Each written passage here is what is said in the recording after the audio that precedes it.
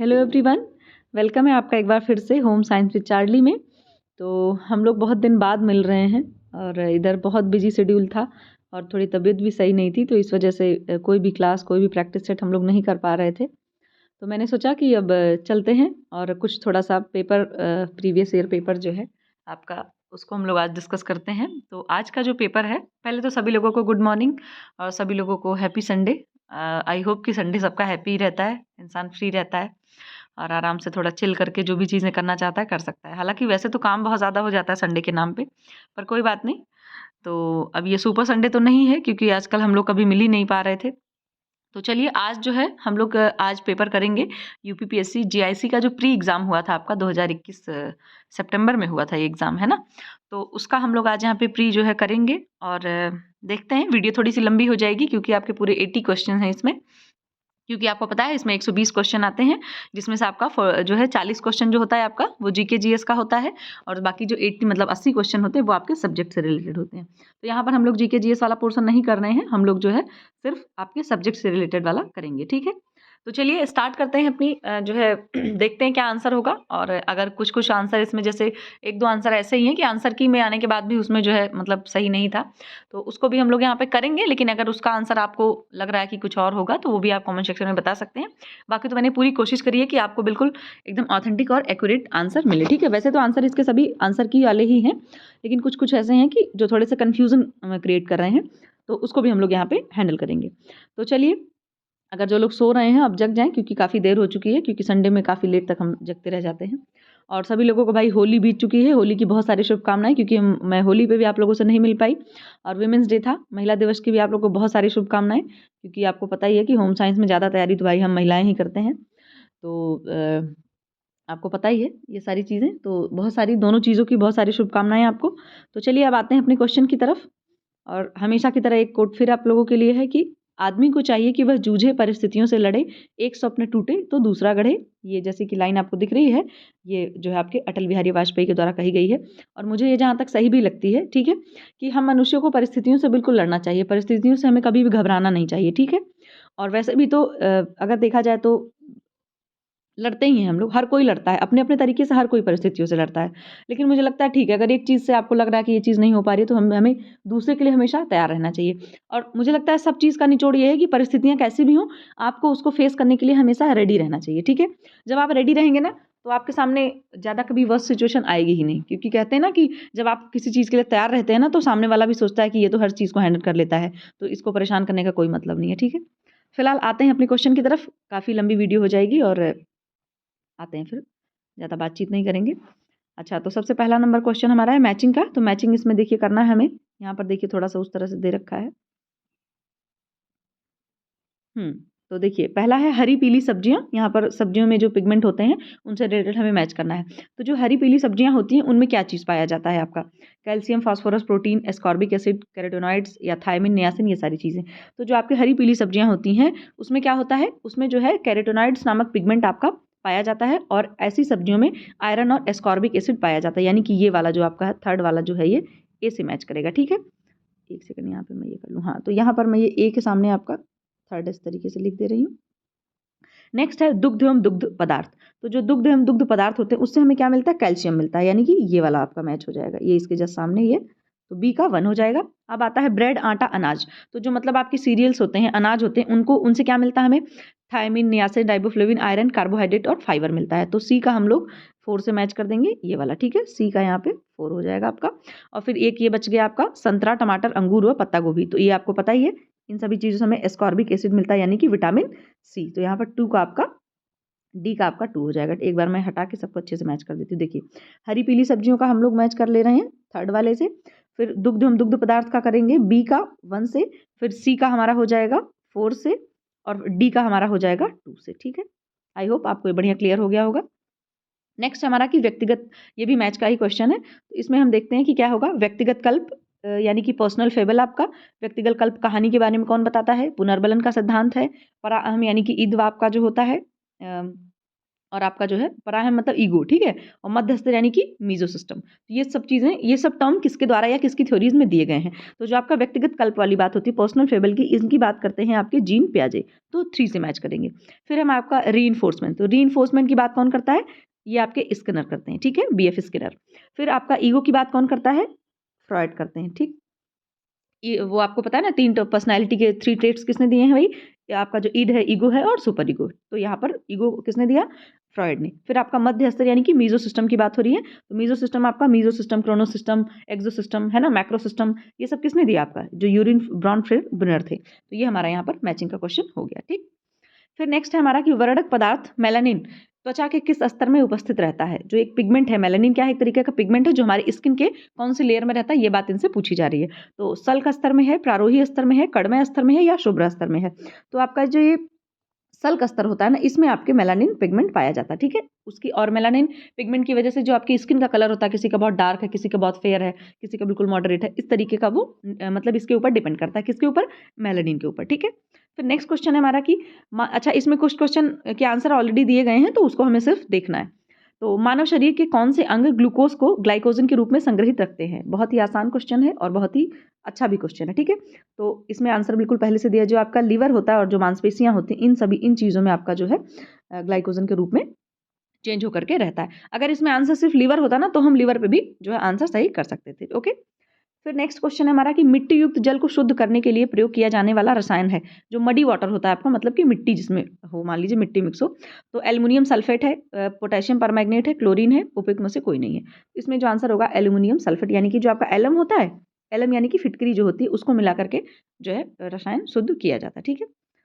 फिर हमारा next question है, और ये पोटेशियम परमैंगनेट आपको पता ही है कि जो कुआं में दवा डाली जाती है कुएं के पानी को साफ करने के लिए, तो उसमें पोटेशियम परमैंगनेट का यूज करते हैं। फिर नेक्स्ट है हमारा कि निम्नलिखित में से क्या अमानवीय साधन नहीं है? अमानवीय साधन नहीं की बात कर रहा है, इसका मतलब पूछ रहा है कि मानवीय साधन कौन सा है, ठीक है। ऊर्जा, संपत्ति, माल, धन, समय। तो जो आपका ऊर्जा है, ये आपका जो है मानवीय साधन है, यानी कि अमानवीय नहीं पूछ रहा है, ठीक है। तो इसका मतलब ये ऊर्जा आपका क्या है? अमानवीय साधन नहीं है, मतलब कि मानवीय साधन है, ठीक है। ये ऑप्शन करेक्ट होगा। नेक्स्ट है सामाजिक अधिगम सिद्धांत विश्वास करता है कि व्यवहार कैसा है?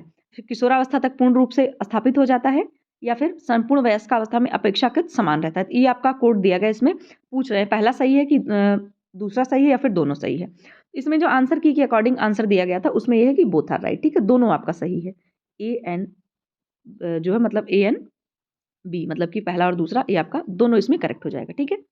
अभी नेक्स्ट क्वेश्चन है आपका कि एक पदार्थ जिसमें जीवाणु के साथ संयोजन करने और उन्हें फैगोसाइटोसिस के लिए अति संवेदनशील बनाने का गुण होता है, वह क्या होता है? तो भक्षक कोष की यानी कि फैगोसाइटोसिस, यही जो टर्म दिया गया है, ये बात आपकी सही है बिल्कुल तरीके से, कि ऐसा जीवाणु के साथ संयोजन करते हैं और आपके मतलब शरीर में जैसे WBC का काम होता है ना, कि वो जीवाणुओं से, उन सभी चीज़ों से, आपके बॉडी में इन्फेक्शन से उनसे वो फाइट करते हैं, लड़ते हैं। तो इस प्रक्रिया को जो जीवाणुओं से लड़ते हैं हमारी बॉडी में इन्फेक्शन के अगेंस्ट, उनको हम लोग बोलते हैं फैगोसाइटोसिस। इसीलिए बोल रहे हैं इनका जो गुण होता है उसको हम लोग बोलते हैं फैगोसाइटोसिस, यानी कि भक्षक कोशिकीय, ठीक है। भक्षण करते हैं उनका, मतलब उन्हें अपने मतलब नष्ट कर देते हैं एक तरीके से। तो यहाँ पर ए ऑप्शन करेक्ट हो जाएगा। नेक्स्ट है वस्तुएं एवं सुविधाएं जो परिवार को बिना धन के उपयोग से उपलब्ध होती हैं, तो इसको क्या है? वास्तविक, प्रत्यक्ष आय, मनोवैज्ञानिक आय, मौद्रिक आय, वास्तविक आय। तो ये भी आपको पता ही होगा कि ये जो आपकी रियल डायरेक्ट इनकम की बात हो रही है, ठीक है। आपको पता है ना, रियल इनकम 2 तरह की होती है, रियल डायरेक्ट इनकम और एक रियल इनडायरेक्ट इनकम। तो ये आपकी रियल डायरेक्ट इनकम होगी, ठीक है। तो ए ऑप्शन यहाँ पे भी करेक्ट हो जाएगा। फिर नेक्स्ट क्वेश्चन है हमारा कि एंजल के उपभोग नियम के अनुसार जैसे जैसे आय बढ़ती है उसके अनुपात में भोजन पर होने वाला व्यय घटता है। फिर इसका रीजन दे रखा है कि पारिवारिक आय के साथ वृद्धि होने पर प्राथमिकताएं परिवर्तित हो जाती हैं। इस क्वेश्चन को आप पढ़ा भी होगा आपने, एंजल के उपभोग नियम को, और अगर हम लोग इसको अपने रियल लाइफ से कनेक्ट करें तो बिल्कुल आपको समझ आ जाएगा कि हाँ, ये बात बिल्कुल सही कही जा रही है। ये चीज़ तो साफ साफ आपको याद होगी कि एंजल ने ये बात कही थी कि अगर आपकी आय बढ़ती है तो भोजन पे होने वाला जो एक्सपेंडिचर है आपका वो कम होता जाएगा। और रीज़न यहाँ पे दिया है, ये बात बिल्कुल सही है। अगर आपकी आय बढ़ रही है तो हमारी जो परिवार की जो प्रायोरिटीज़ हैं वो कहीं ना कहीं बदलती हैं, बिल्कुल सही बात है। इस यहाँ पर भी जो हमारा आंसर हो जाएगा बोथ आर राइट, ठीक है। दोनों आपका कथन मतलब सही हो जाएगा, दोनों आपका करेक्ट आंसर है। नेक्स्ट क्वेश्चन अब फिर से मैचिंग वाला है कि ऊन कैसा होता है आपका, ऊन के अंदर कैसा गुण होता है? जो ऊन होता है वो आपका प्रतिस्पंदता, यानी कि उसमें रेजिलेंसी पाई जाती है, बहुत अच्छी तरीके से आपको बात पता है। रेशम कहता होता है आपका सिल्क, या रंगों के प्रति उसमें सादृश्यता होती है, ठीक है। फिर कपास आपका कैसा है, कपास आपका अवशोषक होता है, अब्जॉर्व कर लेता है वाटर को बहुत अच्छे से। और नायलॉन आपको पता ही है, नायलॉन एक जो है ताप सुनम रेशा है। यहाँ पर मैच वाला क्वेश्चन, आपके 4 क्वेश्चन बढ़िया बन गए, ठीक है। फिर हो गया हमारा। अब नेक्स्ट है, यदि मूंगफली को अस्वच्छकर स्थान पर रखा जाता है तो उनमें किस सूक्ष्म जीवाणु से संक्रमित होने की संभावना अधिक हो जाती है? ठीक है, अर्गोट है, फ्यूजेरियम है, एफ्लाटॉक्सिन है, पेनिसिलियम है। इसमें भी आपका ए ऑप्शन करेक्ट होगा। जो एफ्लाटॉक्सिन होता है मूंगफली में या अनाजों को अगर आप ऐसे तरीके से रख देते हैं तो उनमें जो है लग जाता है, ठीक है, तो उसको एफ्लाटॉक्सिन ही कहते हैं, ठीक है। स्पेशली मूंगफली के लिए ही होता है, लेकिन अगर अनाज से भी रिलेटेड कोई आपसे जीवाणु का संक्रमण पूछा जा सकता है तो आप एफ्लाटॉक्सिन आंसर करेंगे, नो डाउट। नेक्स्ट है, किस अवस्था में भ्रूण की लंबाई 1/2 इंच से 2 इंच तक हो जाती है? ठीक है, तो अवस्था भ्रूण की लंबाई पूछी जा रही है, तो बीजावस्था या ग्रेनुलर अवस्था या भ्रूण अवस्था या आपकी गर्भस्थ शिशु अवस्था। तो जो ये 1/2 से लेकर के 2 इंच तक की बात हो रही है, वो आपका जो गर्भस्थ शिशु की अवस्था होती है, यानी कि फीटस पीरियड आपका जो होता है, उसमें ऐसा हो जाता है। तो यहाँ पर डी आंसर करेक्ट हो जाएगा। नेक्स्ट है, गुजरात के अवरोधक छपाई वाले वस्त्र को कहते हैं? अजरक कहते हैं, कलमकारी कहते हैं, इकत कहते हैं, मधुबनी कहते हैं।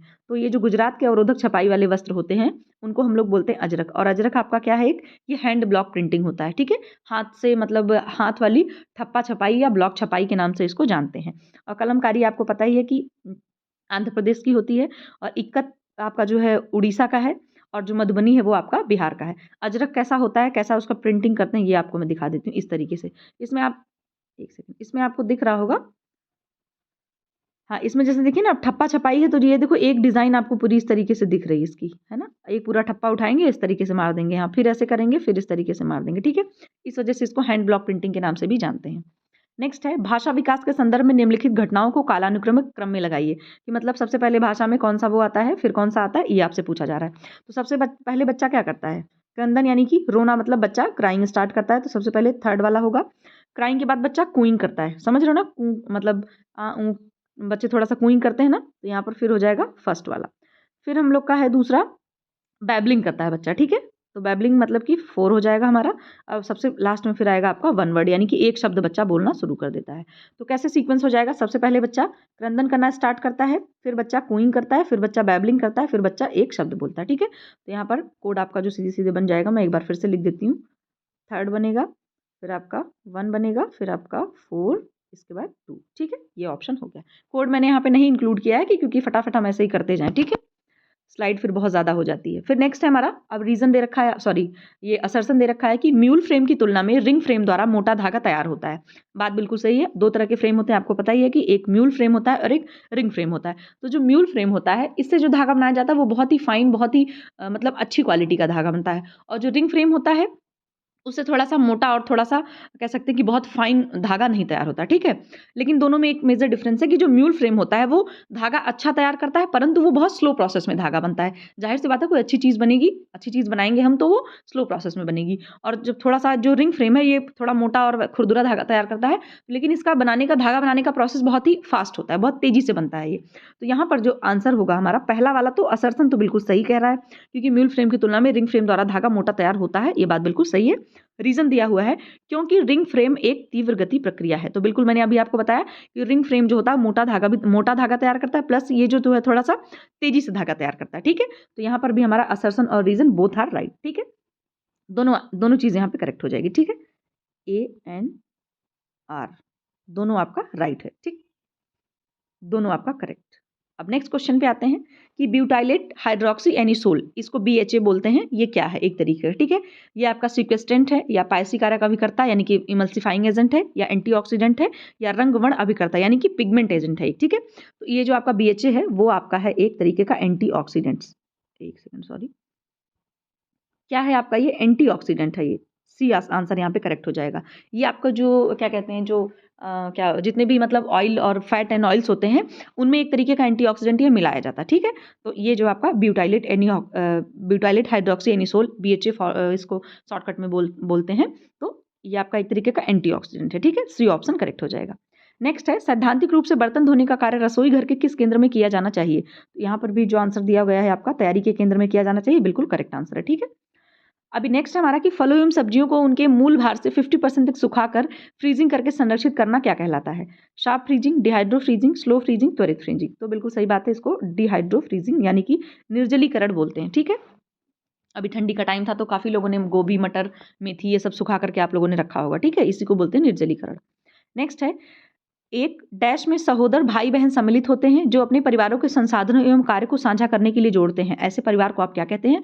जहाँ पर भाई बहन सम्मिलित होते हैं और वो क्या करते हैं, अपने परिवार के जितने भी रिसोर्सेज और काम होते हैं उनको सभी को सब चीज़ों को मिलजुल कर करते हैं। तो इसको विस्तृत परिवार बोलेंगे, एकाकी परिवार बोलेंगे, संयुक्त परिवार बोलेंगे या मिश्रित परिवार बोलेंगे। इसमें आपका सी ऑप्शन करेक्ट होगा, संयुक्त परिवार, ठीक है। ऐसे परिवार को क्या बोलेंगे?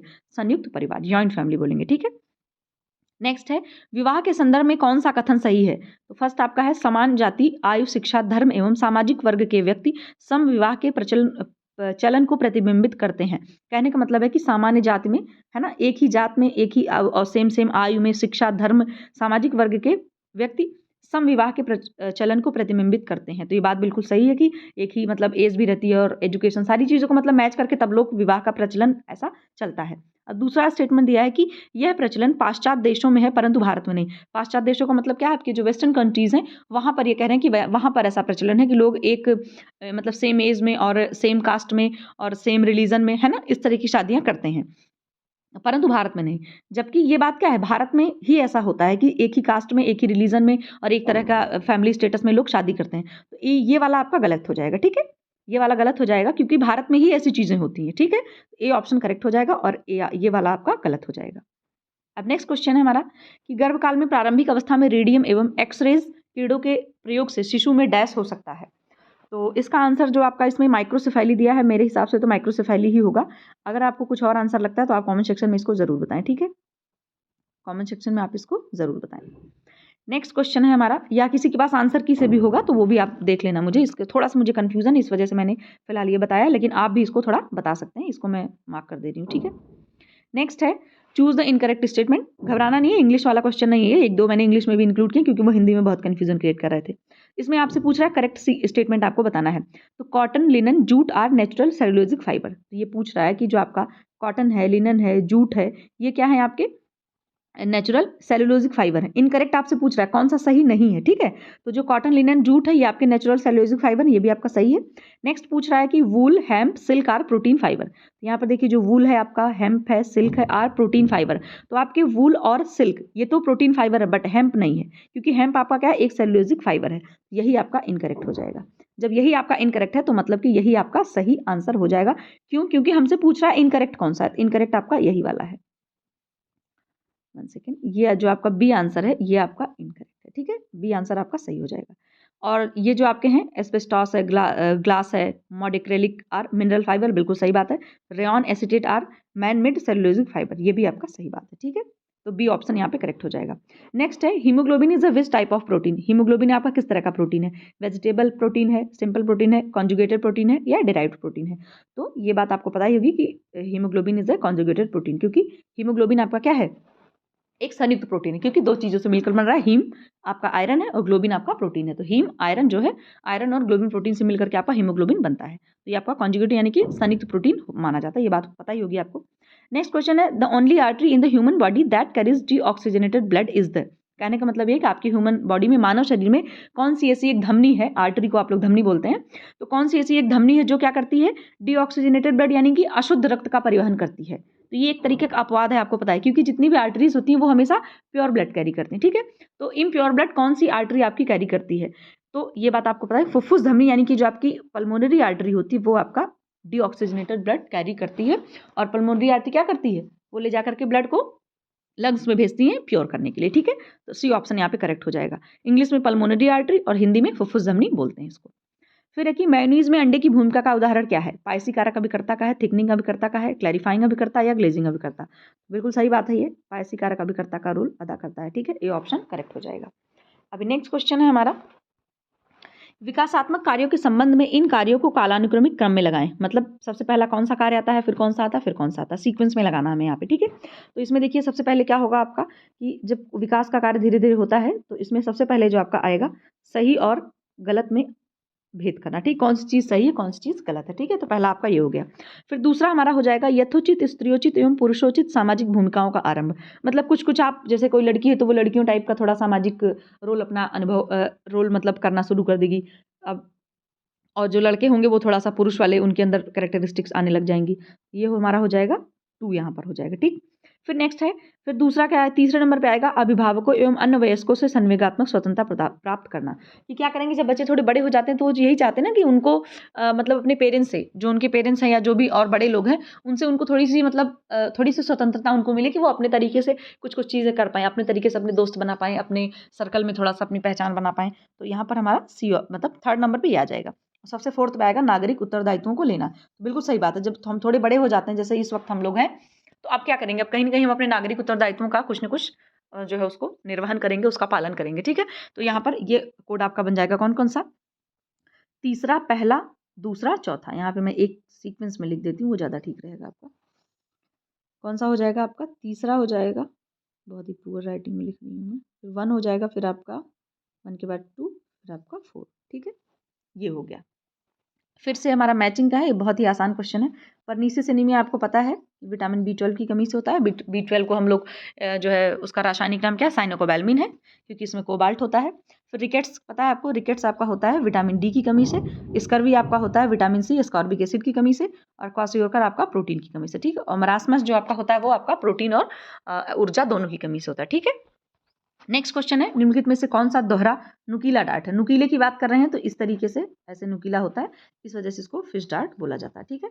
ये हो गया हमारा। फिर है कि निम्नलिखित में से कौन सा अप्रक्षेपित दृश्य सामग्री है। इसमें भी आपका कोड वाला क्वेश्चन है, ठीक है। इसमें से आपका 3 ऐसा है जो अप्रक्षेपित सामग्री है आपकी, ठीक है, नॉन प्रोजेक्टेड है मतलब। तो इसमें देख के आप बता ही पा रहे होंगे कि जो आपका चार्ट है, कोई इसमें जरूरत पड़ती है प्रोजेक्टर की, नहीं पड़ती, पोस्टर में भी नहीं पड़ती, ग्राफ में भी नहीं पड़ती, ठीक है। तो यहाँ पर पहला, दूसरा और तीसरा करेक्ट हो जाएगा, और ये आपका स्लाइड जो है वो आपका प्रोजेक्टेड उसमें आ जाएगा, ठीक है। तो पहला, दूसरा, तीसरा ये सही हो जाएगा। नेक्स्ट है, सबसे अधिक प्रयुक्त होने वाला निर्वहन अभिकारक यानी कि डिस्चार्जिंग एजेंट कौन सा है। सोडियम हाइड्रोक्साइड है, सोडियम हाइड्रोसल्फाइड है, ग्लिसरीन है या रोंगालाइट है। ये सोंगालाइट नहीं है, रोंगालाइट लिखा हुआ, ठीक है। तो मेरे हिसाब से इसमें जो आंसर होगा वो आपका डी हो जाएगा। अगर आपको कुछ और लगता है या आपको कुछ और पता है तो आप इसको जरूर मेंशन करें, मैं इसको भी मार्क कर रही हूँ, ठीक है। इसमें रोंगालाइट आंसर सही होगा। फिर हमारा दूसरा है, मैचिंग वाला क्वेश्चन है, संसाधन रिसोर्सेज की बात हो रही है, तो रिसोर्सेज कैसे होते हैं, हमेशा सीमित होते हैं, है ना, लिमिटेड रिसोर्सेज हमारे पास हमेशा होते हैं। फिर है कि प्रबंधन की जड़, तो प्रबंधन की जड़ जो होती है वो क्या होती है, निर्णय लेना, ठीक है। फिर मानवीय संसाधन क्या है, मानवीय संसाधन जो आपका समय है वो आपका मानवीय संसाधन है। फिर है समय व्यवस्थापन, तो समय व्यवस्थापन का क्या है कि उच्चतम भार की जानकारी जो होती है वो समय व्यवस्थापन होता है आपका, ठीक है। तो इसमें क्या कहते हैं, हाँ, ये हमारा मैचिंग क्वेश्चन आपका हो गया। लेकिन जो निखिल, हाँ, ये चीज़ आपको मैं क्लियर कर दूं, ये जो समय वाला था मानवीय संसाधन, ये जो दिया गया है मानवीय संसाधन, इसमें तो समय दिया गया है, लेकिन इसमें जो निखिल और डॉर्सी का नाम सुना होगा आपने, उन्होंने समय को अमानवीय साधन बताया है। ये चीज़ आपको हमेशा एकदम अपने ध्यान में रखना है, ठीक है। अब नेक्स्ट क्वेश्चन है हमारा कि साधारण धागे, तो साधारण धागे क्या है, एक समान धागे, ये मैचिंग आपको पता ही है कि जो साधारण धागे होंगे वो कैसे होंगे, एक समान धागे होंगे, बिल्कुल ठीक है। और जो ब्रेडेड धागे होते हैं, ब्रेडेड का मतलब 2-3 धागों को एक ही में आपने गूंथ करके वो कुछ कर दिया है। इसमें जो आंसर हो जाएगा वो हो जाएगा आपका 2 या 3 धागों से अधिक धागे एक में आप गूंथ दे रहे हैं। ब्रेड मतलब चोटी टाइप का बनाना, तो चोटी बनाते हैं तो उसमें 3-4 धागे होते हैं ना। फिर टेक्सचर्ड धागे आपके कैसे हैं, टेक्सचर्ड का मतलब जो थोड़े से मतलब आपको छूने में पता चले इसका टेक्सचर कैसा है, तो वो आपका हो जाएगा कॉइल टाइप यानी कि कर्ल टाइप धागा, ठीक है। जब आप कर्ल वाला धागा रहेगा तो छूने पे छू करके आपको पता चल जाएगा कहीं पे उबड़ खाबड़ इस तरीके का रहेगा, ठीक है। और जो ग्रैंडल धागे होते हैं आपके, वो आपका ए ऑप्शन हो जाएगा, मतलब कि 2 से अधिक रंगीन धागों को गूंथना इज द आपका ग्रैंडल यार्न, ठीक है। ए ऑप्शन यहाँ पे करेक्ट हो गया। इस तरीके से आप इसको देख सकते हो। नेक्स्ट है कि इसमें से कौन सा सुमेलित नहीं है, तो यहाँ पर एक तरफ आपको क्या कहते हैं वो दिया गया है, जो जहाँ का मतलब ट्रेडिशनल एम्ब्रॉयडरी की बात करी गई है। तो ये जो कांथा होता है, कांथा में आपका कौन सा टाका मतलब ये चीज़ दुर्जनी यूज़ करी जाती है, ठीक है, ये मैच कर रहा है। फुलकारी में आपका मिर्च बाग वाला डिज़ाइन भी बनता है, ये भी बिल्कुल सही है। कशीदा में आपका क्या नीलक बनता है, और चिकनकारी में आपका टैपची। तो चिकनकारी में टैपची भी बनता है, फुलकारी में मिर्ची बाग भी बनता है, और कांथा में दुर्जनी भी बनता है। लेकिन जो आपका कसीदा है, कसीदा में आपका नीलक नहीं बनता, क्योंकि नीलक जो कैसा वो डिज़ाइन है, वो आपका नीलक जो होता है वो फुलकारी में बनाया जाता है, ठीक है। इसमें खद्दर के कपड़े पे बनती है फुलकारी, आपको पता ही होगा। तो जो कसीदा होगा वो नीलक से मैच नहीं कर रहा, क्योंकि नीलक कहाँ का है, वो फुलकारी से रिलेट करता है, ठीक है।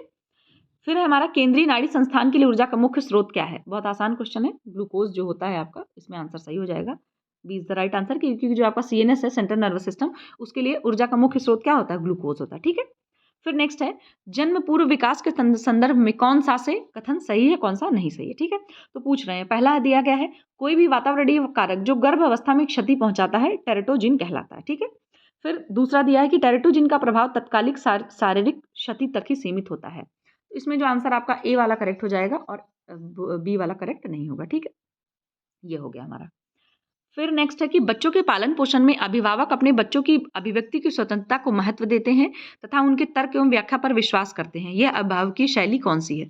समकालीन है, सत्तावादी है, अनुज्ञापक है या आधिकारिक है, ठीक है। तो ये वाली जो शैली है आपकी, मतलब पेरेंट्स क्या कर रहे हैं, उनके पालन पोषण में अपने बच्चों को, उनकी बातों को सुनते हैं, वो जो तर्क देते हैं उनके बच्चे उसको भी सुनते हैं, हर तरीके से उनकी जो भी फीलिंग्स है उसको अच्छे तरीके से इंपॉर्टेंस देते हैं उनको। ऐसी जो शैली होती है उसको हम लोग बोलते हैं ऑथोरिटेटिव पेरेंटिंग स्टाइल, ठीक है। ऑथोरिटेटिव पेरेंटिंग स्टाइल का मतलब आधिकारिक, ठीक है, और सत्तावादी का मतलब ऑथोरिटेरियन होती है, ठीक है। तो ये हमारा डी ऑप्शन यहाँ पे करेक्ट हो जाएगा। नेक्स्ट है, पहला स्टेटमेंट है आपका उच्च कोलेस्ट्रॉल यानी कि हाई कोलेस्ट्रॉल लेवल के जो पेशेंट हैं, उच्च कोलेस्ट्रॉल स्तर के मरीज तथा हृदय धमनी रोग के मरीज के उपचार हेतु न्यून कोलेस्ट्रॉल आहार का प्रयोग किया जाता है। बिल्कुल सही बात है। अगर किसी का कोलेस्ट्रॉल बहुत बढ़ गया है तो हम क्या करेंगे, कम कोलेस्ट्रॉल वाले आहार का उपयोग उसको करेंगे कि आप कम कोलेस्ट्रॉल वाला डाइट प्लान यूज करिए। तो ए ऑप्शन करेक्ट हो जाएगा। दूसरा दिया है न्यून सोडियम आहार द्वारा न्यून कैलोरी तथा कुल दैनिक ऊर्जा की आवश्यकता उपलब्ध होती है। कहने का मतलब ये है, अगर आप किसी को जिसका हाई कोलेस्ट्रॉल है या फिर अगर आप किसी पर्सन को न्यून सोडियम मतलब कम सोडियम वाला आहार अगर आप उनको दे रहे हैं तो उस कम सोडियम वाला आहार देने की वजह से उनको कम कैलोरी भी मिलेगी और उनकी जो पूरी दैनिक आवश्यकता रहेगी कैलोरी की वो भी पूरी हो जाएगी। तो ये चीज़ सही नहीं, ये चीज़ मतलब पॉसिबल नहीं है। अगर आप किसी को कम नमक वाला खाना दे रहे हैं तो इट डजंट मीन कि उसकी कैलोरी भी कम हो जाएगी, ऐसा नहीं होगा, ठीक है। इस वजह से हमारा ये ऑप्शन करेक्ट मतलब सॉरी इनकरेक्ट हो जाएगा, ठीक है। ए तो सही है बट आर वाला मतलब जो दूसरा है आपका वो करेक्ट नहीं होगा, ठीक। फिर नेक्स्ट है, ये असर्शन रीजन वाला क्वेश्चन है। काटने से पहले कपड़े पर ड्राफ्टिंग का लेआउट कपड़े को बचाने में मदद करता है। ये बात बिल्कुल आपकी सही लग रही है कि नहीं लग रही? बिल्कुल सही लग रही है कि हम लेआउट बनाते हैं, ड्राफ्टिंग इसीलिए तो बनाते हैं कि पहले से हम उसका पूरा बना लेंगे और इससे आपको कपड़े बचाने में भी मदद मिलेगी। तो ए ऑप्शन करेक्ट हो गया। फिर आर पूछ रहा है, काटने से पहले ड्राफ्टिंग दोष रहित उत्तम परिधान बनाने में मदद करता है। ये बात भी बिल्कुल सही है, दोनों करेक्ट हो जाएगा आपका। क्यों? क्योंकि जब हम ड्राफ्टिंग बना लेते हैं तो ड्राफ्टिंग जो भी कोई गड़बड़ी होगी उसको हम ड्राफ्टिंग में ही हम गड़बड़ी करेंगे। अगर जो भी दिक्कत रहेगी उसमें हम ड्राफ्टिंग में उसको सही कर लेंगे। तो जब ड्राफ्टिंग हमारी सही रहेगी तो ड्राफ्टिंग को ही हम कपड़े पे रख करके आराम से उसको कट करेंगे तो हमारा कपड़ा बिल्कुल खराब नहीं होगा और कपड़े बचाने में बिल्कुल मतलब मदद मिलेगी। दोष रहित उत्तम, कोई दोष नहीं आएगा कपड़ा बनाने में, ठीक है। तो दोनों आपका करेक्ट हो जाएगा। फिर नेक्स्ट है, घरेलू बचत के निम्नलिखित में से निम्नलिखित के लिए कौन सा विकल्प सर्वोत्तम है? तो इसमें आपका बैंक, डाकघर, ए और बी दोनों, तो इसमें सी ऑप्शन करेक्ट हो जाएगा, ठीक है। फिर हमारा नेक्स्ट क्वेश्चन है, रेशम तथा मानव निर्मित धागों को डेनियर प्रणाली से नापा जाता है। एक डेनियर कितने मीटर धागे के ग्राम में वजन होता है? तो 900 मीटर, 1000 मीटर, 9000 मीटर। ये बात बिल्कुल सही है, सी ऑप्शन करेक्ट हो जाएगा। 9000 मीटर जो है प्रणाली वजन होता है। और जो आपका ये 1000 है ये टैक्स में होता है, ठीक है। 1 टैक्स में 1000 होता है और 1 डेनियर में 9000 मीटर होता है, ठीक है। सॉरी 9000 होता है। अच्छा, अभी नेक्स्ट क्वेश्चन है आपका कि give the sequential order of the symptoms of vitamin A deficiency. तो इसमें विटामिन ए की डिफिशियंसी का आपसे पूछा गया है। तो इसमें देखिए सबसे पहले आपका क्या होगा, नाइट ब्लाइंडनेस होगा। तो नाइट ब्लाइंडनेस तो देखिए सबसे पहले में सब में दिया गया है 1 1 1, ठीक है। तो नाइट ब्लाइंडनेस हो गया। नाइट ब्लाइंडनेस के बाद आपका होगा जीरफ्थैल्मिया। तो जीरफ्थैल्मिया यानी कि थर्ड हो जाएगा, ये वाला आपका करेक्ट हो जाएगा, ठीक है। कि नाइट ब्लाइंडनेस, फिर जीरफ्थैल्मिया, फिर आपका केरेटिनाइजेशन, फिर आपका केरेटोमलेशिया, ठीक है। ये आपका सीक्वेंस ऑर्डर हो गया। नेक्स्ट है, which of the following disease is not caused by bacteria. मतलब ऐसी कौन सी इसमें डिजीज है जो बैक्टीरिया की वजह से नहीं होती है? टाइफाइड भी आपका पता है बैक्टीरिया से, साल्मोनेला टाइफी। इसके बाद है पोलियोमेलाइटिस। जो आपका पोलियोमेलाइटिस यानी कि पोलियो वाला होता है वो आपका क्या बोलते हैं, दूषित जल की वजह से होता है, ठीक है। तो इस वजह से यहाँ पर आपका बी ऑप्शन यहाँ पे आपका करेक्ट होगा कि क्योंकि ये बैक्टीरिया से फैलने वाली बीमारी नहीं है। और ट्यूबरक्लोसिस आपको पता है माइक्रोबैक्टीरियम ट्यूबरक्लोसिस की वजह से फैलता है। और जो आपका कॉलरा यानी कि हैजा है वो आपका विब्रियो कॉलरी की वजह से, बैक्टीरिया की वजह से फैलता है, ठीक है। फिर नहीं, ये तो आपका जो है विब्रियो कॉलरी जो है, हाँ ठीक है, ठीक। ये तीनों आपका जो है मतलब ये वाला और ये वाला और ये वाला, ये बैक्टीरिया की वजह से नहीं होता, ये आपका इस पोलियोमेलाइटिस जो है वो आपका होता है, ठीक है। फिर अब दूसरा दिया गया स्टेटमेंट कि घी, मक्खन, वनस्पति तेल, आटा, मसाले एवं शहद जैसी सामग्री हेतु एगमार्क ग्रेडिंग स्वैच्छिक है। कहने का मतलब ये जितना भी फूड आइटम दिया गया है, मक्खन, वनस्पति तेल, आटा, मसाला, सब कुछ, ये क्या है, इनकी जो ग्रेडिंग करी जाती है एगमार्क के थ्रू, ये स्वैच्छिक है यानी कि वॉलेंट्री है। कि मतलब कि ये जितने भी फूड प्रोडक्ट आपको यहाँ दिख रहे हैं इन पर आप जो है एगमार्क की जो ग्रेडिंग है वो मन चाहे तो करो इनकी ग्रेडिंग, मन चाहो तो ना करो। तो क्या ये बात सही है? ये बात बिल्कुल सही नहीं है। क्यों? क्योंकि इन पे ये ग्रेडिंग करना अनिवार्य होता है, ठीक है। इस वजह से आपका ये ऑप्शन इनकरेक्ट हो जाएगा, गलत माना जाएगा ये, ठीक है। अब दूसरा पूछ रहे हैं कि तंबाकू, अखरोट, बासमती चावल, प्याज, आलू के निर्यात हेतु एक मार्क ग्रेडिंग अनिवार्य है। ये क्वेश्चन आपका सही हो जाएगा। अगर आप उनकी जो है क्या करें, निर्यात कर रहे हैं, मतलब अपने इस जगह से दूसरी जगह भेज रहे हैं, तो उसकी आपको एक मार्क ग्रेडिंग करना इस पे अनिवार्य होगा। ठीक है, तो ए वाला इनकरेक्ट और बी वाला करेक्ट हो जाएगा। ठीक है, फिर नेक्स्ट है गृह प्रबंधन एक प्रक्रिया है जिसमें निहित चरणों का सही अनुक्रम है। इसको आपको सीक्वेंस में लगाना है। तो सबसे पहले आपको पता है दो, मतलब ये हो जाएगा, प्लान करते हैं हम लोग सब लोग। ठीक है, प्लानिंग के बाद फिर क्या करते हैं, जो है ऑर्गेनाइज करते हैं, यानी कि तीसरा हो जाएगा आपका। फिर आप जो है नियंत्रण वाला होगा आपका। एक सेकंड, इसमें मुझे थोड़ी सी कन्फ्यूजन हो रही है, 1 सेकंड। हाँ ठीक है, कोई कन्फ्यूजन नहीं है। तो ये दूसरा है, तीसरा है, पहला है और लास्ट में आपका चौथा हो जाएगा। ठीक है, तो यानी कि नियोजन करेंगे पहले, फिर हम संगठन करेंगे, फिर हम नियंत्रण करेंगे, फिर हम उसका मूल्यांकन करेंगे, यानी कि प्लानिंग करेंगे, ऑर्गेनाइज करेंगे, कंट्रोल करेंगे, फिर इवोल्यूशन करेंगे। तो ये आपका सीक्वेंस ऑर्डर सही है। ठीक है, नेक्स्ट है बुद्धि की क्रिस्टलाइज बनाम फ्लूइड। ठीक है, तो ये जो इंटेलिजेंस की बात हो रही है, क्रिस्टलाइज बनाम फ्लूइड का सिद्धांत दिया था, वो किसके द्वारा प्रतिपादित किया गया था? गिलफोर्ड के द्वारा, थर्स्टन के द्वारा, या रेमंड बी कैटल के द्वारा, या स्पीयरमैन के द्वारा? ये जो क्रिस्टलाइज बनाम फ्लूइड की बात की थी, वो की थी रेमंड बी कैटल ने। ठीक है, और जो आपके स्पीयरमैन थे, इन्होंने बुद्धि में ये दिया था कि एक जी फैक्टर होता है, इन्होंने बताया था, मतलब एक जनरल फैक्टर होता है जो सभी के अंदर होता है, और इसे उस हिसाब से व्यक्ति अपनी बुद्धि का इस्तेमाल करके कई सारी चीजें करता है। ठीक है, और जो ये थर्स्टन थे, इन्होंने पूरी 7 तरह की बुद्धि दी थी। ठीक है, मैंने आपको बताया था ना, अगर आपको ये वाली बुद्धि पढ़नी है थर्स्टन वाली, तो आप हिमांशी मैम वाले चैनल पे जाके वहां पे देख सकते हो। ठीक है, तो ये हो गया आपका। अच्छा, अब नेक्स्ट क्वेश्चन है कि तंतुओं की आपस में जुड़ने की विशेषता क्या कहलाती है? समानता कहलाती है, परस्पर सटने की क्षमता, घनत्व, या विशिष्ट गुरुत्व? तो आपस में जुड़ने की विशेषता आपकी जो होती है वो परस्पर सटने की क्षमता कहलाती है, जिसको हम लोग इंग्लिश में कोहेसिवनेस बोलते हैं। ठीक है, बी ऑप्शन करेक्ट हो जाएगा। नेक्स्ट है ग्रामीण का बहुआयामी विकास सरकारी सहायता द्वारा ग्रामीणों को प्रयत्न एवं प्रयास से करना किसका उद्देश्य है? तो ये क्या है आपका? प्रधानमंत्री गरीब कल्याण योजना, सामुदायिक विकास कार्यक्रम यानी कि CDP, या फिर मनरेगा, या प्रधानमंत्री ग्रामीण विकास फेलोशिप योजना? तो आपका बी ऑप्शन करेक्ट हो जाएगा। यहाँ पर कम्युनिटी डेवलपमेंट प्रोग्राम जो आपका होता है, उसका ये उद्देश्य होता है। ठीक है, नेक्स्ट है सामुदायिक विकास में प्रसार शिक्षा किसके द्वारा विकसित की गई? लीगन्स के द्वारा, स्किनर के द्वारा, श्री रामाकृष्णा के द्वारा, या सागर के द्वारा? तो आपके जो JP लीगन्स थे, जॉय पॉल लीगन्स, उनके द्वारा ये किया गया। तो ए ऑप्शन करेक्ट हो जाएगा। उनके द्वारा मतलब ये शिक्षा विकसित करी गई, प्रसार शिक्षा। ठीक है, फिर दूसरा क्वेश्चन है कि मतलब आपका असर्शन दिया है कि रंग अंधता एक आनुवंशिक प्रसारित बीमारी है। यहाँ पर कलर ब्लाइंडनेस की बात हो रही है। फिर रीजन दिया गया है रंग अंधता रेटिना में एक या सभी प्रकार के शंकु कोशिका की अनुपस्थिति के परिणाम स्वरूप होती है। इसमें यही पूछ रहे हैं कि जो आपकी कलर ब्लाइंडनेस, ये एक जेनेटिक डिजीज है, बिल्कुल सही बात है ये। और इसमें जो इसका होती क्यों है ये, कि जो आपकी शंकु कोशिकाएं होती हैं, उनकी अनुपस्थिति की वजह से इस तरह की चीजें हो जाती हैं। ठीक है, तो ये आपका ए और आर दोनों करेक्ट हो जाएगा। ठीक है, नेक्स्ट है डिब्बाबंदी के समय सब्जियों को ब्लॉन्च करने का उद्देश्य है। ब्लॉन्चिंग जो प्रोसेस किया जाता है, आपको पता है, जो पानी को गर्म करते हैं हम लोग 66 या फिर 70 डिग्री सेल्सियस तक, और उसमें खाद्य पदार्थ को थोड़ी देर के लिए छोड़ देते हैं, फिर उसको निकाल के तुरंत ठंडा कर लेते हैं। ये प्रोसेस आपका ब्लॉन्चिंग होता है। तो ये पूछ रहे हैं कि डिब्बाबंदी जब कैनिंग प्रोसेस किया जाता है, कैनिंग को ही हिंदी में डिब्बाबंदी बोलते हैं। किसी भी फूड प्रोडक्ट को जब डिब्बा बंद करके सील करके उसको रखा जाता है, कहीं भेजा जाता है, तो ब्लॉन्च करने का उसमें उद्देश्य क्या है? तो पहला ऑप्शन मतलब स्टेटमेंट दिया है कि उत्पाद को नरम बनाना जिससे आसानी से भरा जा सके। दूसरा है एंजाइमों को विकृत करना जो रंग और बनावट को परिवर्तित करते हैं। इसमें जो ऑप्शन करेक्ट होगा, ए वाला तो करेक्ट हो जाएगा, लेकिन बी वाला करेक्ट नहीं होगा, क्योंकि एंजाइमों को विकृत करना, एक सेकंड, एंजाइमों को विकृत करना जो रंग एवं बनावट को परिवर्तित करते हैं। इसका आंसर जो आपका होगा, मुझे लग रहा है कि ए वाला करेक्ट हो जाएगा। नहीं, इसका मैं आपको बता दूंगी बाद में, मुझे क्योंकि अभी तुरंत के तुरंत मुझे इसमें कंफ्यूजन हो गई है। या आप 1 मिनट रुको, बस 1 सेकेंड। हाँ, तो इसमें देखिए, इसमें जो मैंने बताया आपको, एक सेकंड क्लियर कर देती हूँ। इसमें जो ए वाला ऑप्शन होगा ना, वो आपका इनकरेक्ट होगा, और बी वाला सही होगा, क्योंकि ब्लॉन्चिंग इसीलिए की जाती है कि जो एंजाइम्स होते हैं उनको क्या किया जाए, विकृत कर दिया जाए, और जो रंग और बनावट है उसको परिवर्तित कर दिया जाता है थोड़ा सा। ठीक है, जिससे क्या होगा कि जो आपके ये जो भी फूड प्रोडक्ट आप डिब्बे में पैक कर रहे हैं, वो काफ़ी लंबे, मतलब थोड़े लंबे समय तक वो खराब ना हो, क्योंकि अगर उसके एंजाइम थोड़े से विकृत कर दिए जाएंगे तो वो फूड प्रोडक्ट आपका खराब नहीं होगा। ठीक है, क्योंकि अगर एंजाइम सक्रिय रहेंगे आपके फूड प्रोडक्ट में, तो फूड प्रोडक्ट आपका वो क्या होगा, जल्दी खराब हो सकता है। ठीक है, तो इस वजह से जो एंजाइम्स होते हैं उनको थोड़ा सा डीनेचर कर दिया जाता है, जिससे आपका फूड प्रोडक्ट लॉन्ग टाइम तक अच्छा बना रहे। तो ए ऑप्शन आपका ए इनकरेक्ट हो जाएगा, और बी आपका करेक्ट हो जाएगा। फिर नेक्स्ट है तीव्र वृद्धि दर तथा मांसपेशियों पर नियंत्रण विशेषता है नवजात अवस्था की, शैशवावस्था की, या फिर प्रारंभिक बाल्यावस्था, या उत्तर बाल्यावस्था? तो ये बात आपको पता है कि जो शैशवावस्था होता है सबसे फास्टेस्ट ग्रोथ आपकी इसी में होती है, किसमें, इन्फेंसी में।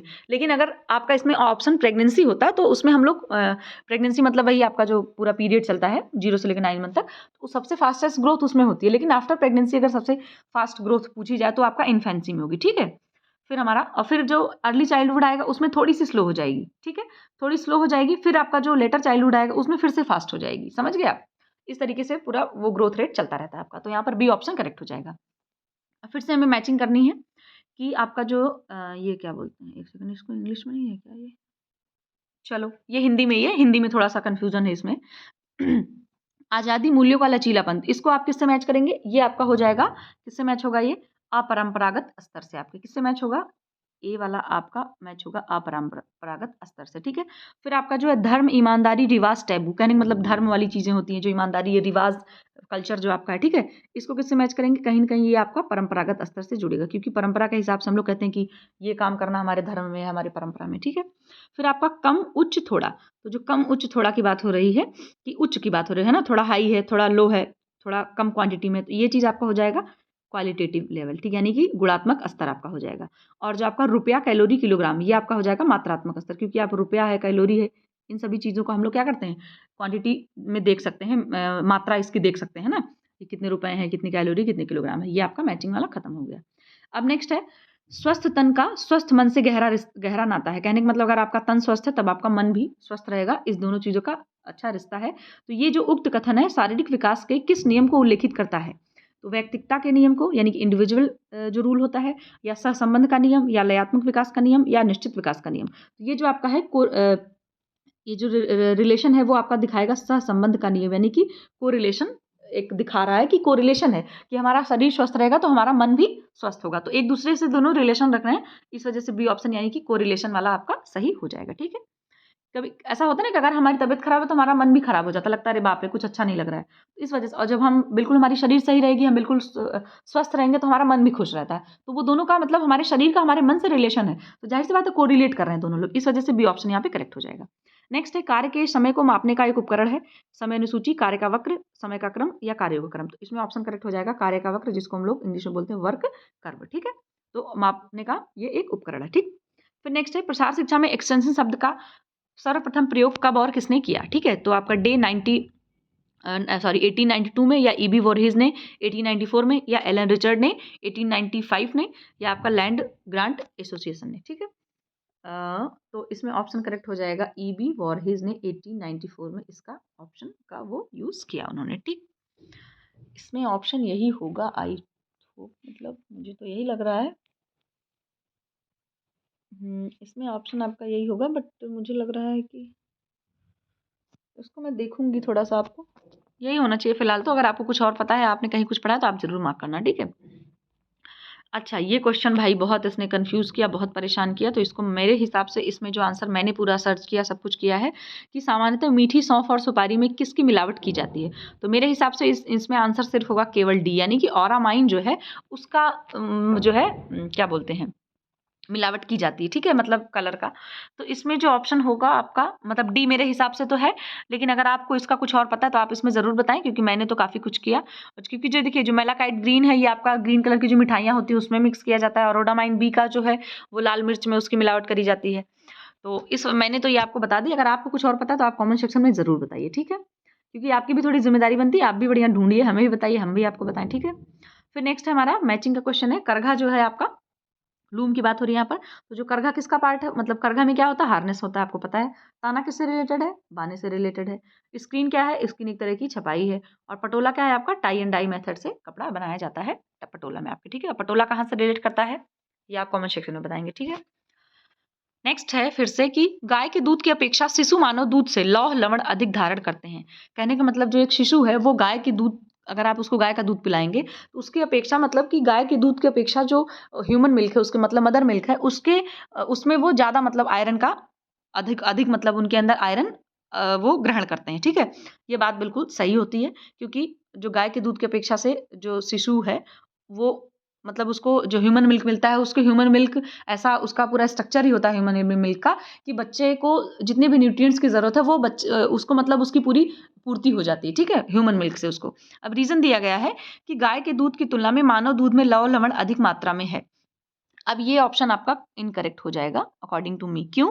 क्योंकि जो ह्यूमन मिल्क होता है उसमें आयरन मतलब आयरन अनुपस्थित होता है, उसमें आयरन उपस्थित रहता ही नहीं है। उसका रीज़न ये है क्योंकि जो बच्चा होता है वो जब पैदा होता है तो उसकी बॉडी में ऑलरेडी जो है क्या बोलते हैं 75 मिलीग्राम आई थिंक, हाँ 75 मिलीग्राम आयरन ऑलरेडी उसके बॉडी में स्टोर रहता है। तो उसको बाहर से जो है आयरन लेने की ज़रूरत नहीं पड़ती है। तो इस वजह से यहाँ पर ये वाला जो ऑप्शन होगा वो आपका इनकरेक्ट हो जाएगा, ठीक है? तो ए ऑप्शन करेक्ट और आर ऑप्शन आपका इनकरेक्ट हो जाएगा, ठीक है? तो ये हो गया हमारा। अब दूसरा है, दूसरा क्या दिया गया है कि हाँ, कि प्रत्येक परिवार के पास उस समाज की आदतें, रीति-रिवाज तथा व्यवहार एक धरोहर के रूप में संचित रहते हैं, जिन्हें परिवार एक पीढ़ी से दूसरी पीढ़ी तक पहुँचता है। दूसरा है हमारा कि वाक्य वन परिवार के धार्मिक कार्य को प्रतिबिंबित करता है। कहने का मतलब ये है कि जो पहला वाला ये दिया गया है, ये पूरा बता रहे हैं कि समाज की आदतें, रीति-रिवाज, व्यवहार तथा धरोहर के रूप में संचित करते हैं और अपने एक पीढ़ी से दूसरी पीढ़ी तक पहुँचाते हैं। तो ये जो पूछ रहे हैं कि परिवार के धार्मिक कार्य को प्रतिबिंबित करता है, तो ये बात बिल्कुल सही है कि ये जो दोनों चीज़ें दी गई हैं, ये पूछ रहे हैं जो यहाँ पर जो भी स्टेटमेंट दिया गया है, पहले वाले में, ये क्या परिवार के धार्मिक कार्य को प्रतिबिंबित करता है? ये बात बिल्कुल सही है आपका, इसमें दोनों ऑप्शन करेक्ट हो जाएगा। ए और मतलब पहला वाला भी और दूसरा वाला भी, दोनों चीज़ें सही है क्योंकि सब परिवार यही करते हैं कि अपने जो भी उनके रीति-रिवाज है, जो भी उनके रिचुअल्स हैं, वो सभी चीज़ों को क्या करते हैं, अपने रखते हैं अपने परिवार में और फिर जो जो भी उनकी अगली पीढ़ी आती है, उनको ये चीज़ बताते हैं, देखो हम ऐसे करते तो आप भी ऐसे करना, ठीक है? ये ऑप्शन हमारा दोनों यहाँ पर करेक्ट हो जाएगा। नेक्स्ट है, आवश्यकता से अधिक भोजन ग्रहण करना कहलाता है ओवर न्यूट्रिशन यानी कि अति पोषण, अल्प पोषण, सुपोषण या कोई नहीं। तो ज़ाहिर-सी बात है बहुत ज़्यादा खाना खाएँगे तो अति पोषण हो जाएगा, ठीक है? फिर है कि ध्वनि की तीव्रता जो मानव कान के पर्दों को क्षति पहुँचा सकती है, तो वो कितने डेसिबल से डीबी का मतलब यहाँ पे डेसिबल है, ठीक है? तो 70 डेसिबल से अगर अधिक रहेगी तो वो आपके कानों को बहरा कर सकती है या कोई भी तरह की क्षति आपको पहुँचा सकती है। अच्छा ध्वनि से याद आया ध्वनि प्रदूषण। तो ध्वनि प्रदूषण से रिलेटेड एक मतलब चलाया गया था वो, उसको बोलते हैं ग्रीन मफलर। तो कभी-कभी ये पूछ लिया जाता है कि ध्वनि प्रदूषण को से बचाव करने के लिए या थोड़ा उसको कम करने के लिए एक कौन-सा ऐसा कार्यक्रम लाया गया था जो ध्वनि प्रदूषण से रिलेट करता है, तो उसको बोलते हैं ग्रीन मफलर। और ग्रीन मफलर में किया क्या जा रहा था, जितने भी जो आपके हाईवे हैं, है ना? या सड़कें हैं, सड़क के दोनों मतलब किनारे-किनारे जो है बहुत सारे ग्रीन पौधे मतलब हरे-हरे पेड़ लगाने की बात करी गई थी। तो उससे क्या होगा कि जो आपके पेड़ होते हैं वो क्या करते हैं, बहुत ज़्यादा साउंड जो होता है उसको एब्ज़ॉर्ब करते हैं। इस वज़ह से वो शुरू किया गया था जिससे ध्वनि प्रदूषण को थोड़ा-सा कम किया जा सके। आपने देखा होगा कि जब आप हाईवे वगैरह नेशनल हाईवे वाले रोड पे आप चलते हैं तो पेड़ वहाँ लगे रहते हैं, बीच में लगे रहते हैं, किनारे अगर रहते किनारे भी लगे रहते हैं। वो क्या करते हैं, साउंड को कहीं न कहीं थोड़ा-सा एब्ज़ॉर्ब करते हैं, ठीक है? तो ग्रीन मफलर याद रखिएगा। नेक्स्ट क्वेश्चन फिर से आपका है कि उपभोक्ता वस्तुओं के वितरण के माध्यम को पहली से अंतिम अवस्था में क्रमबद्ध कीजिए। उपभोक्ता से याद आया कि उपभोक्ता संरक्षण अधिनियम आपका कब आया था? 1986 में, ठीक है? 1986 ये आप याद रखिएगा। अब यहाँ पर ये अंतिम पहले अंतिम से अवस्था सीक्वेंस में लगाना, सीधी बात। तो सबसे पहले देखिए क्या होता है, कोई भी वस्तु अगर होगी तो उसका क्या किया जाएगा? उत्पादन किया जाएगा। सबसे पहले आपका आ जाएगा, 1 सेकंड मैंने पहला क्यों लिख दिया? आएगा सबसे पहले तीसरा आएगा, ठीक है? फिर उत्पादन के बाद क्या होगा, उसको थोक विक्रेता मतलब जो लोग थोक वाली मार्केट होती है वहाँ पर चला जाता है वो। ढेर सारा लोग बड़े-बड़े जो मार्केट वाले होते हैं, बड़े-बड़े जो शॉपकीपर होते हैं, वो उसको ले लेते हैं तो आपका दूसरा हो जाएगा। फिर उनसे उनके बाद जो जो छोटे-छोटे मतलब होते हैं रिटेलर वाले विक्रेता होते हैं, जिनको आप लोग खुदरा विक्रेता बोलते हैं, उनके पास आता है, ठीक है? तो यहाँ पर 4 हो जाएगा। इसके बाद फिर वो आप आता है किसके पास? उपभोक्ता के पास। पहले उसका प्रोडक्शन होगा, फिर जो थोक वाले मार्केट वाले रहेंगे, वो उसको खरीदेंगे ज़्यादा मात्रा में। फिर इन थोक विक्रेता से जो छोटी दुकान वाले हैं, वो जाकर के यहाँ से थोड़ा-थोड़ा सामान खरीद के ले आएँगे किसके पास? खुदरा विक्रेता। और फिर उन खुदरा विक्रेता से कौन खरीदता है? हम आप उपभोक्ता हैं, वो लोग खरीदते हैं, ठीक है? तो यहाँ पर 3, 2, 4, 1 ऑप्शन करेक्ट हो जाएगा। फिर ये 2 वर्षीय बालक के शब्दकोश में अधिक से अधिक कितने शब्द हो सकते हैं? जो 2 वर्ष का बच्चा है उसके शब्दकोश में, उसके वोकैब्युलरी में कितने शब्द हो सकते हैं? 250, 500, 1000, 2000। तो इसमें ज़्यादा से ज़्यादा शब्द कितने हो सकते हैं? 1000, ठीक है? कितने? 1000 आपके। C is the right answer. Next है अनावश्यक गतियों का विश्लेषण जिनका उन्मूलन किया जाना है, निम्न में से किसके अंतर्गत किया जाता है? तो माइक्रोमोशन फिल्म विश्लेषण है, साइक्लोग्राफी है, प्रोसेस चार्ट है। तो इसमें आंसर जो आपका करेक्ट होगा माइक्रोमोशन फिल्म विश्लेषण। आप मुझे कमेंट सेक्शन में बताना कि जो ये माइक्रोमोशन टेक्निक है ये आपका क्या बोलते हैं, फॉर्मल टेक्निक यानी औपचारिक तकनीक है या फिर पेन पेंसिल वाली तकनीक के अंतर्गत आता है, कौन से में आता है माइक्रोमोशन, ठीक है? कि औपचारिक तकनीक या फिर पेन पेंसिल वाली तकनीक में, ठीक है? फिर नेक्स्ट है प्रतिपुष्टि यानी कि फीडबैक संचार में निम्नलिखित कौन से कार्य करती है? जो फीडबैक होता है वो कम्युनिकेशन में उसका क्या मतलब उसका कार्य है, ठीक है? क्रिया को सुलभ बनाना, अधिगम को उन्नत बनाना, अवरोधों को हटाना, श्रोताओं को सूचित करना।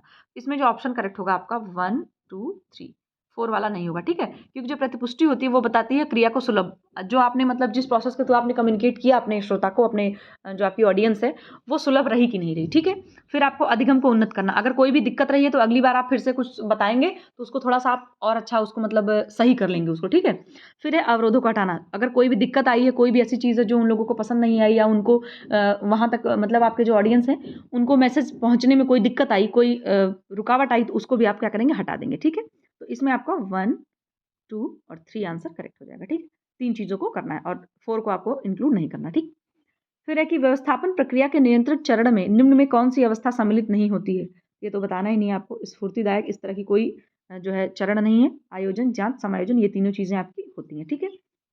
नेक्स्ट है, जीवित भेड़ से निम्नलिखित किसकी कटाई की जाती है? जीवित भेड़ जो होती है, फ्लैनल है, मोयर है, फ्लीस है, फेल्ट है। तो जो फ्लीस मतलब होती है भेड़ से ऊन जो उतारा जाता है, उस ऊन को हम लोग क्या करते हैं, फ्लीस कटाई के द्वारा उतारते हैं, ठीक है? तो सी ऑप्शन करेक्ट हो जाएगा। अब फिर से हमारा यहाँ पर ये है, अभी है कुछ क्वेश्चन। लुईस एलन के द्वारा निर्णय प्रक्रिया के चरण हैं, जो लुईस एलन थे उन्होंने निर्णय प्रक्रिया के चरण दिए हैं, वो उनको आपको बताना है, ठीक है? ये क्वेश्चन पढ़ लीजिए, नेट में भी आपके पूछा जा सकता है, अभी कल आपका नेट का पेपर है तो इसमें देखिए क्या है कि सबसे पहला ऑप्शन जो होगा, देखिए जाहिर सी बात है हम लोग क्या करते हैं, सबसे पहले समस्या को देखेंगे कि समस्या कहाँ प्रकट हो रही है, ठीक है? समस्या के प्रकट होने के बाद हम तथ्य को ढूंढेंगे, ठीक है? कि क्या क्या तथ्य ऐसे हैं जिनको आप सर्च करेंगे उसमें। इसके बाद क्या करेंगे, वास्तविक समस्या को पहचानेंगे हम, ठीक? कि सबसे मतलब जो प्रॉब्लम मतलब वास्तव में प्रॉब्लम एक्चुअली है क्या, ठीक है? फिर उसको करने के बाद आप क्या करेंगे, जब समस्या हमें मिल जाएगी तो हम विकल्पों का खोज करेंगे, ठीक है? अपने देखेंगे कौन कौन से ऑप्शन ढूंढेंगे, किस ऑप्शन के थ्रू हम अपनी समस्या का आंसर मतलब समस्या का सॉल्यूशन निकाल सकते हैं। विकल्पों को ढूंढेंगे, फिर जब विकल्प हमें मिल जाएंगे तो सबसे उत्तम हल का चुनाव करेंगे, जो सबसे अप्रोप्रिएट ऑल्टरनेटिव होगा उसको हम लोग चूज करेंगे, सेलेक्ट करेंगे और फिर बाद में उसको क्या करेंगे, क्रिया की विधि का निर्धारण करके अपनी समस्या का समाधान निकाल लेंगे, ठीक है? इसमें आंसर होगा 4 होगा आपका। देखिए सबसे पहले हमने समस्या देखा, फिर हमने देखा तथ्यों को खोजना, यानी कि 4 3 हो गया, फिर समस्या 4 3 1, ठीक है? इसमें अच्छा देखिए 4 एक ही, देखिए यही मैचिंग वाले सीक्वेंस वाले क्वेश्चन में देखिए यही होता है, आपको सबसे पहले 4 मिल गया और किसी में 4 आंसर है ही नहीं, ठीक है? तो यहाँ पर बी ऑप्शन करेक्ट हो जाएगा, ठीक है? इसको आप लोग अच्छे से देख लीजिएगा, एग्जाम में आ सकता है, नेट के एग्जाम में, क्योंकि नेट के एग्जाम में आपको पता है ऐसे ही क्वेश्चन आते हैं। नेक्स्ट है सिपी, जो सिपी डाइट होती है, आहार किसमें दिया जाता है? कब्ज के उपचार में, डायरिया के उपचार में, पेप्टिक अल्सर में या पीलिया में? तो ये आपको पता है पेप्टिक अल्सर के उपचार में ये दिया जाता है, ठीक है? अच्छा एक और आपको मैं चीज़ बता दूं, एक आई है डैश डाइट, काफ़ी दिन से पढ़ रहे हैं सब लोग, इसका फुल फॉर्म है आपका dietary approaches to stop hypertension. ये वाली जो डैश डाइट आपकी दी जाती है वो दी जाती है आपके जो उच्च रक्तचाप यानी कि हाइपरटेंशन के जो पेशेंट होते हैं उनको ये दिया जाता है। और डैश डाइट में होता क्या है, इसमें आपको जो है हाई कैल्शियम, पोटेशियम और मैग्नीशियम, ये तीनों चीज़ों को बहुत हाई रखा जाता है, ठीक है? और सोडियम बिल्कुल लो दिया जाता है और लो फैट फूड दिया जाता है। इसको करके जो है हाइपरटेंशन को थोड़ा सा अच्छे से मैनेज किया जा सकता है, ठीक है? और आपकी जो एक और डाइट होती है, क्या बोलते हैं उसको, कैम्पनर डाइट होती है, उसको भी जो है आपके पहले दिया जाता है। कैम्पनर डाइट आपकी पहले हाइपरटेंशन के उसमें दी जाती थी। ये डैश डाइट आप जरूर याद रखिए, ठीक है? इसका जो है फुल फॉर्म रहेगा आपका क्या, dietary approaches to stop hypertension, ठीक है? फिर नेक्स्ट है, निम्नलिखित में से कौन सा एकाकी परिवार का लाभ नहीं है? जो न्यूक्लियर फैमिली उसका क्या बेनिफिट नहीं है? तो जो आपकी सामाजिक सुरक्षा होती है वो न्यूक्लियर फैमिली का एक लाभ नहीं है, बाकी सभी है। व्यक्तिगत विकास का अवसर भी मिलता है, जो है जीवन स्तर भी थोड़ा हाई होता है, आत्मनिर्भरता भी लोगों में होती है, क्योंकि कम लोग होते हैं तो सब लोग अपना काम खुद से करते हैं, ठीक है? फिर नेक्स्ट है, पेशियों की थकान को मापने का यंत्र है, थर्मामीटर, लेक्टोमीटर, अर्गोमीटर या स्पेक्ट्रोमीटर? तो थर्मामीटर आपको पता है बुखार नापता है, लेक्टोमीटर दूध में उसका मिलावट या पानी की मिलावट की जांच करी जाती है, और अर्गोमीटर जो आपका होता है ये आपका इससे माप जाता है। और जो स्पेक्ट्रोमीटर होता है तो इसमें जो आपके लाइट की वो आती है, वेवलेंथ होती है, उसमें देखा जाता है कि किसकी वेवलेंथ कम है ज़्यादा है, उस चीज़ से रिलेटेड आपका स्पेक्ट्रोमीटर से मापा जाता है, ठीक है? तो सी ऑप्शन यहाँ पे करेक्ट हो जाएगा। चलिए इतने ही क्वेश्चन थे, सारे आपके 80 क्वेश्चन सही हो गए। अब जिस क्वेश्चन में आपका डाउट होगा या कुछ होगा तो उसको आप लोग थोड़ा बताना मुझे कि ये वाला आंसर है। वैसे तो सारे आंसर बिल्कुल ऑथेंटिक है, अच्छे से पढ़ करके, आंसर की के बावजूद भी अच्छे से पढ़ के अच्छे से पूरा एनालाइज करके तब मैंने यहाँ पे आप लोगों को आंसर दिया है, ठीक है? और चलिए आपको लेकिन जो भी मुझे डाउटफुल लगा उसको मैंने मार्क कर दिया। आपको अगर आंसर मिले तो प्लीज़ आप लोग भी कमेंट सेक्शन में बताइएगा, ठीक है? क्योंकि देखिए मैं भी कुछ न कुछ सीखते रहना चाहती हूँ, तो आप लोग भी थोड़ा कुछ बताएँगे तो मुझे भी कुछ सीखने को मिलेगा। और दूसरी चीज़ सबसे इम्पोर्टेंट बात कि कल जिसका भी होम साइंस यूजीसी नेट का एग्ज़ाम है, सभी लोगों को अभी से बहुत सारे ऑल द बेस्ट, बहुत सारी बेस्ट विशेज़। और आपको 2-3 चीज़ें याद रखनी है एग्ज़ाम में जाके क्या करना है। मैं कोशिश करूँगी कि शाम तक उस पे एक वीडियो लेकर के आऊँ, क्योंकि ऐसे वीडियो बहुत लंबी हो जाएगी। और अगर ना भी आ पाए तो सभी लोगों को ऑल द बेस्ट, ठीक है? अच्छे से एग्ज़ाम दीजिएगा, कोई हड़बड़ाना नहीं है। अच्छे से क्वेश्चन को समझ करके तब आंसर कीजिएगा, ठीक है? कोई इसमें जल्दबाज़ी, कोई दिक्कत नहीं, आराम से आपके पास 3 आवर्स होते हैं, आराम से सोच समझ करके आंसर करना है आपको, ठीक है? और हिंदी, इंग्लिश वाला भी जैसे भी है चूज़ करके आपको अच्छे से देखना है और कोशिश कीजिएगा हिंदी में अगर ना समझ में आए तो एक बार इंग्लिश वाला ऑप्शन पे आप ज़रूर चले जाइएगा, क्योंकि इसका जो होता है ना हिंदी बड़ी अजीब होती है, तो इंग्लिश वाला आप देख लेंगे तो क्वेश्चन गलत होने के चांसेस बहुत ही कम हो जाएँगे, लीस्ट चांस हो जाएँगे समझ लीजिए एकदम से। तो चलिए फिलहाल इसको देखिएगा वीडियो कैसी लगी बताइएगा और मिलेंगे फिर अब कोशिश करते रहेंगे फिर से जो है कंटिन्यूटी बनाऊँ मैं क्लास की। बाकी आप लोग पढ़ते रहिए, अपना ध्यान रखिए और चलिए संडे एन्जॉय करिए। Bye bye, take care.